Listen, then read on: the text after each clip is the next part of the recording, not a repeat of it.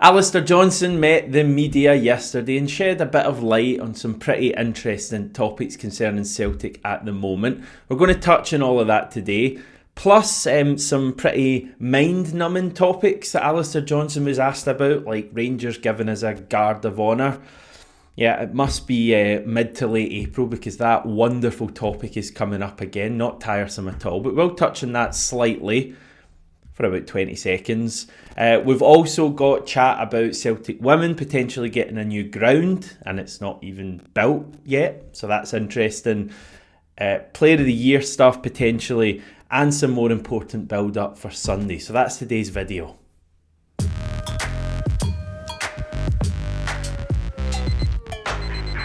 Yes, everyone, welcome to Wednesday's show. I hope you're all well, whether you are watching me on YouTube or whether you're listening out and about on the podcast. And if that is you, you have no idea what I just did there. It's our wee joke, those of you watching. Yeah, a few things to cover today. We're building ahead to Sunday's game. It's a cup semi-final. And yeah, we had Alistair Johnston meeting the media yesterday. A bit of a surprise press conference given that it was still Tuesday and a good few days away from Sunday's game. The reason he was speaking to the media yesterday was that he was promoting the launch of the Player of the Year voting, not the actual event itself, which I'm not sure what Celtic are going to do. I assume they're not going to go to the Hydro again and make that a yearly thing, but who knows. But it was actually launching the voting opening, and the voting's not even open yet. It opens tomorrow. I think we've got a total of 10 awards, but only 5 of them you'll be able to vote for. So we're talking the Dyson Maida Award, aka the Men's Player of the Year. We've got the Women's Player of the Year, Men's Goal of the Season, which for me, without thinking too far back, was scored on Saturday, and I'll let you work out which one I'm talking about. Women's Goal of the Season as well, and Men's Young Player of the Year. Now, Alistair Johnston at the start of the press conference was asked who he thinks is a favourite for the men's award.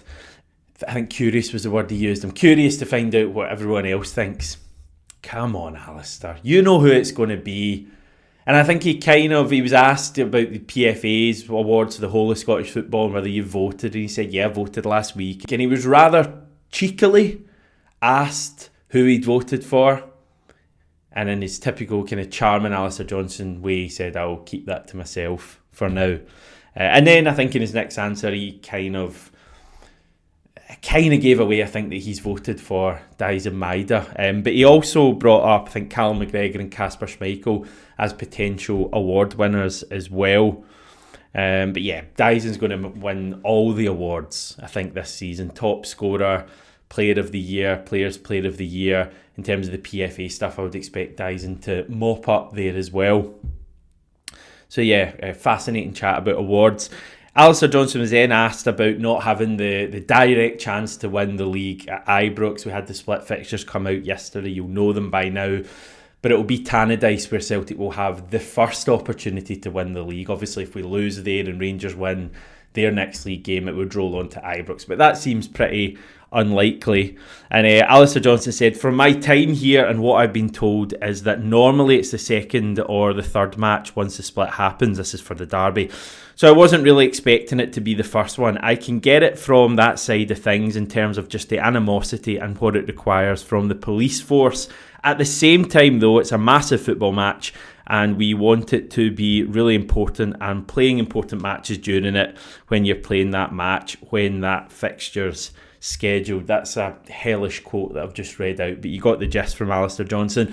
And when he was answering that, I was kind of thinking it's a strange place that Scottish football finds itself where we're kind of actively trying to avoid like the biggest storyline we could have at this stage of the season, which would be Celtic winning the league at the home of our bitter rivals. And yet Scottish football, and I know strictly it's the police who try to avoid this, obviously on safety grounds or whatever, but considering this has happened once in previous years at Celtic Park, but also in 2012 we went to Ibrox with a chance of winning the league, it does seem a little bit daft for me that they still are so keen to avoid this. I guess I'm biased. If you spoke to a Rangers fan, they probably wouldn't be so keen as to us having the opportunity to go and win the league at Ibrox and rub their noses in it, etc. But yeah, what a game that would be for Scottish football, and yet we actively avoid it just because the police don't want any trouble. Anyway, on the last loss to St Johnstone, Alistair Johnston gave some interesting quotes. He says, "That was definitely something that I think was a needed awakening, especially when you come into this final part of the season here where there's trophies on the line. It was good for the whole group just to refocus and kind of light a fire under some guys as well." I think that we made some changes, obviously, after that match going into this weekend, and you were reminded of some of the quality that we also have on the bench, and that it isn't just a set starting 11. We really do have a really good squad here, and anyone that needs to step in can and will. So it just was a really good reminder to everyone that, yeah, you've got to play the right way and you've got to give everything, because these are good teams in this league and you can lose on any given match. Yeah, we clearly saw an improvement in Celtic at the weekend, and our form at Celtic Park has been pretty good in the main. So I'm wanting to see the team back it up this weekend. I was thinking back to the 3 Scottish Cup games we've played so far, and although all 3 of them have been at Celtic Park so far, I think the team have been pretty dialed in for all of them. Like the Hibs game was a pretty polished performance against an in-form Hibs team. For me, still the second best team in Scotland, form-wise at the moment. Well, arguably number 1 form-wise at the moment, ahead of ourselves even. Wraith Rovers was like was it 5-0 one-sided game, and the Kilmarnock game in the previous round, I remember that being a bit of an improvement, even though it was a narrow victory for us, I think 2-1. So I think Celtic have been pretty dialed in the Cup, and hopefully we see more evidence of that on Sunday. But yeah, Alistair Johnston speaking about the last game against St Johnstone as potentially being a bit of a wake-up call is interesting.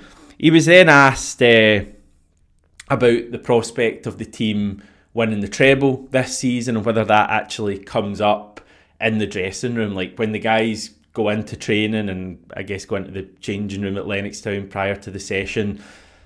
What kind of things are they talking about? Are they talking about winning a treble? And I guess as fans, we're quite obsessed with this kind of stuff. Like, oh, the team must be going in every day and having team talks about, Brendan Rodgers standing up and going, oh, we didn't win the League Cup last year. That's the one that got away. You must make it happen.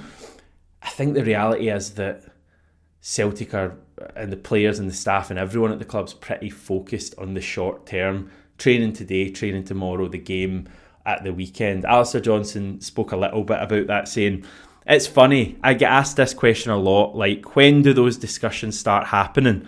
But honestly, the changing room doesn't change from when you're in August, the beginning of the season, to now. Where are we? April. Still, lads just showing up, going to work, and we're just lads at the end of the day. You're not too focused on the trophies. You're just focused on getting through the week, getting through the training, focusing on that next match." Honestly, like the treble talk, all that kind of stuff, it doesn't really ever get into the building. It's not something that's just discussed because it's just not really at the forefront of your mind. It's one of those ones that you're just so focused on the matches that you don't really get carried away with that kind of stuff. It's more one of those ones, you go on holiday and you get to the airport and everyone's banging on about, congratulations, you won X number of trophies, and then it kind of really sinks in. So interesting to hear that from Alistair Johnston. The players are very much just looking at the next match, the next training session, and if you keep winning the next match, then all the longer term, larger scale expectations and challenges are all going to take care of themselves anyway. So I think everything's good there, and yeah, the team will just keep going forward, hopefully get a big win this weekend, another good performance, and just take it from there, and we can still have a great end to the season. He was also asked about the prospect of Brendan Rodgers signing a new contract. There's been a bit of chat about that this week. I think Paul Hartley and Stilian Petrov, who were speaking to the media during the week at Hampden, gave some quotes on that. And obviously Brendan Rodgers has been speaking a bit about his future and definitely being at the club next year. But beyond that, a bit of chat now about whether Brendan Rodgers will go on from that stage. Alistair Johnston said, "That's definitely above my pay grade. But he then did go on to say that he hopes the manager is in place for a long, long time. And in some final written quotes, so written media quotes, and this is the completely mind-numbing part, he was asked about a guard of honour from Rangers at Ibrox. Now, who genuinely cares about this? But it's a talking point. Okay, not last season because the league was close at this point, but every other year prior to that, when Celtic have the league wrapped up going into the split, it is a talking point. And it never happens. It's never going to happen yet. Clyde's Super Scoreboard and the BBC Scottish Football Podcast and PLZ and the Daily Record and the Scottish Sun will have so much content going about whether whether Rangers should be giving Celtic a guard of honour. Well, not here. In fact, you know what? I'm not even going to read these quotes from Alistair Johnston. I'm fed up of this.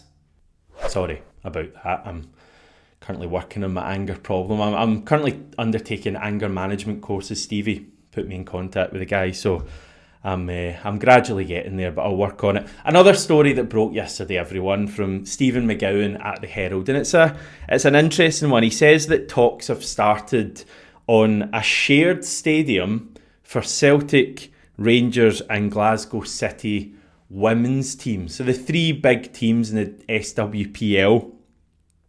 And he says that the three teams have been receptive to the idea of sharing a 4G pitch in a new arena in the city that's projected to hold between 3,000 and 5,000 people. Scotland's women's team could also use the stadium for matches.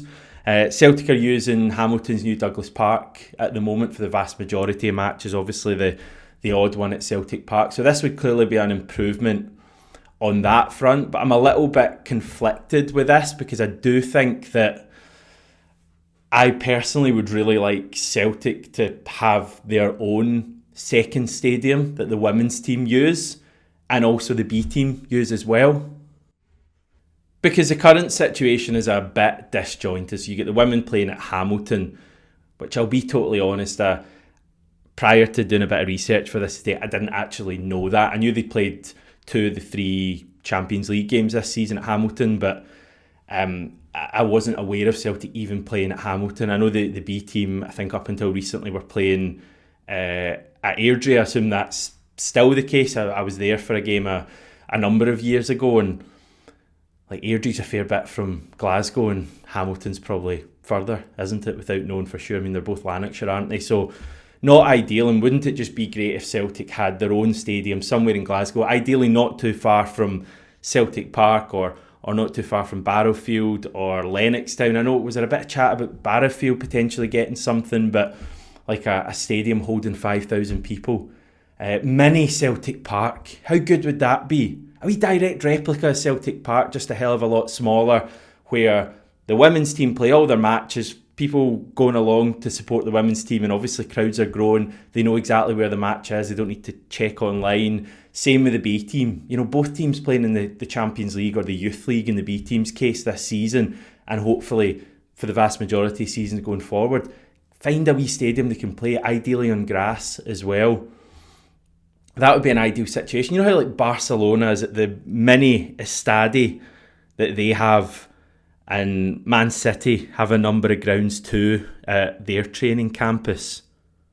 So that would be the dream for me. Whether that's feasible or not, I'm not sure. Celtic do have a lot of money in our coffers at the moment, but do the club want to spend a fair chunk of that on building a stadium where they maybe don't feel they'd get too much reward for that?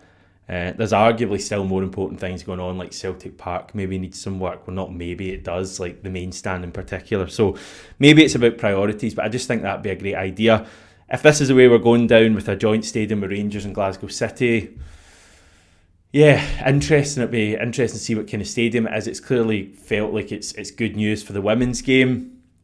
I would have just quite liked Celtic to lead the way and go solo with this. By the way, Scotland is co-hosting the 2035 FIFA Women's World Cup alongside England, Wales and Northern Ireland. So I think it is felt that this could help to grow the women's game in Scotland ahead of that.